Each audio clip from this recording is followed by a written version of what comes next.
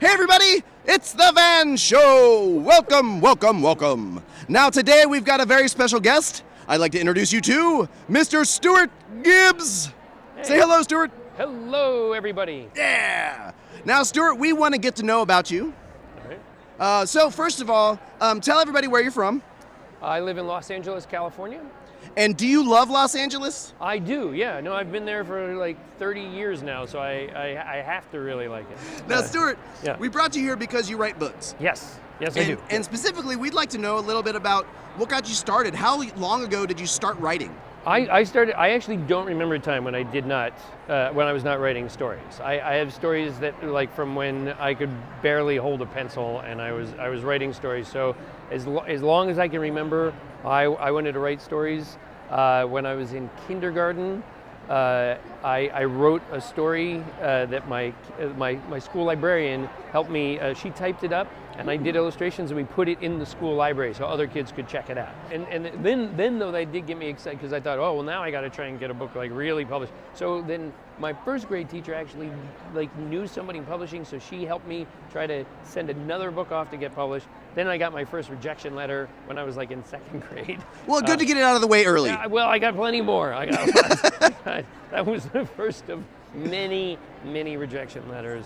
But people told me that I could do it, right? And supported me, and that meant to have teachers or librarians who were saying like, hey, you can write, like maybe you can do this as a career. That was incredibly helpful as a kid, or inspirational. Yeah, and it sounds like it wasn't just one person in your life. There were multiple people that saw the passion in you. Yeah. Oh, I had lots and lots of teachers through the years who were supportive, and my parents, of course, were supportive.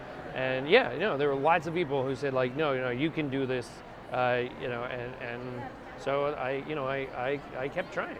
So just to take it an aside here, I was wondering if you can look at the audience and can you be that piece of inspiration for them? Like in case there's kids out there who maybe aren't as lucky to have a teacher or a librarian that inspires them. Could you give them a little word of encouragement? Yeah, I would say that if you really love doing anything, but I'll talk about writing in particular, but if you love writing and it is your passion and that is what you want to do, you just have to stick with it and keep trying. There may be some bumps along the way, but I'll tell you what, the reason like lots of people hit those bumps, and the reason that you have any books at all in your library, in your home, in bookstores, is because people didn't quit when they hit a bump. They if they got a rejection, they didn't say I'm a bad writer. They said I just have to work a little bit harder, and they went back and worked a little bit harder and kept at it. And it's not fun to get rejected, but you just gotta stick with it and keep going. And everybody I know who really, really, really wanted to be a writer and kept at it and kept working has become a writer. Wow. And you know what? I'd like to talk a little bit about the fact that you just said you got a lot of rejection letters in your career. Yeah. You've also written a ton of published books in your career. Yeah. Last time we talked, you had half as many books published as you do now. And what did we say? It was like over 25 books you have out published? I've officially hit the point where I've lost count of how many books I have published, which is I think I'm at 25 now. Yeah. God, that's amazing. Yeah. And to think that if you would have stopped after that first rejection letter, none of that would happen. There would be no true. spy kid or spy school. If people had stopped after their first rejection letter, you'd have no Harry Potter, you'd have no Percy Jackson, you'd have no Diary of a Wimpy Kid. There'd be none of my books. There'd be almost no books out there at all. There are a few people who did not get rejected and sold their first book, and I kind of hate them all just a little bit. But that's the exception, not the rule. That is the exception, not the rule. Yeah. And I think maybe part of the reason I don't know now. Once I finally got a book published, and I was like, oh my God, you guys will publish books. Like here's all these other ideas I have, and that's why I'm just getting as many books out as I can now. So. Yeah. So, and I want to ask because you didn't start off with like I've got 5 series ideas ready to go when you were starting your career. No. Like, did the series ideas just start coming? Like, was it because you had success with the first book and people were reading it and they wanted to read more? Yeah, that yeah. you got confidence? Well, I mean, I guess I did sort of technically have some of these ideas sort of in the back of my head over the years. Like the Spy School series is really, I had the idea for a spy school when I was writing a story when I was probably in 4th or 5th grade. Oh. And so that was an idea that was sort of just in the back of my mind. So after the Fun Jungle series had taken off, my publisher said, do you have any other ideas for a series? And I was like, oh, wait a minute. I got this idea I came up with when I was a kid. Maybe this will work. And it did. It worked out okay. So I, that's the thing about having, sometimes kids are like, well, how do you have so many ideas? And the answer is really like, I've just been around a while. So, you can have an idea that when you're 20 or 30 and maybe not get to it for a couple of years, you can have an idea when you're a kid and not end up doing anything with it until many years later. Well, and the other thing is, I think what a lot of people discount is the fact that they do have a lot of ideas. Yes, that's true. And maybe they don't have the vehicle like a publisher to get those ideas out there, because they haven't gotten there yet. True. That's true. Right. Yeah. But yeah, I think it's important for kids to realize like you are full of ideas. Yeah. And those are important ideas. I will say one of the amazing things about kids is that kids have so many ideas, and that's one of the things that a lot of the time, like, kids have so much imagination and they're making up stories all the time or playing, and that goes away for a lot of people when they grow up, and maybe that's one of the things about being a middle grade writer is like that I still get to act like a kid. I still get to think of like, oh, here's a fun idea. I hope that everybody's imagination doesn't go away, but it seems like a lot of kids just that's what they're doing. They're making up stories. They're imagining things. And you don't see a whole lot of adults like running around pretending to be a character from their favorite book or their favorite movie or something like that, which would be great, I think, if adults were.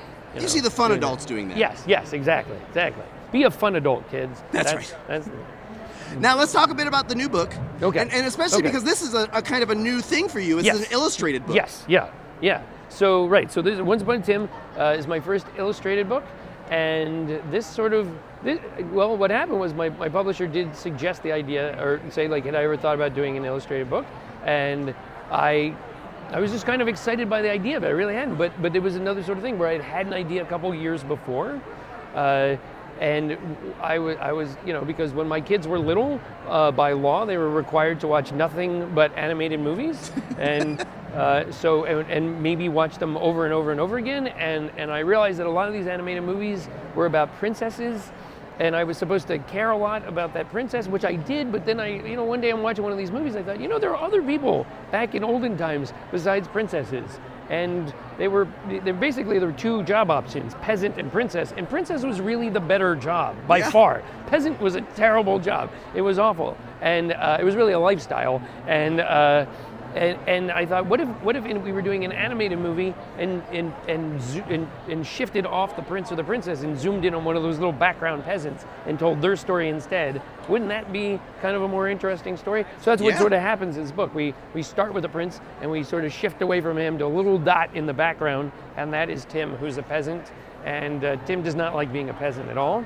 And really the only chance for upward mobility back in olden times was to volunteer to be a knight, which was also a really difficult job. But for Tim, it's worth it because he finds peasantry to be really, peasantry is unpleasantry for Tim. There you go. And I imagine that at that point, anything is better than being a peasant. Yes, you're right. That was his thought. Like, it doesn't matter. Yes, a dragon will attack me on a regular basis.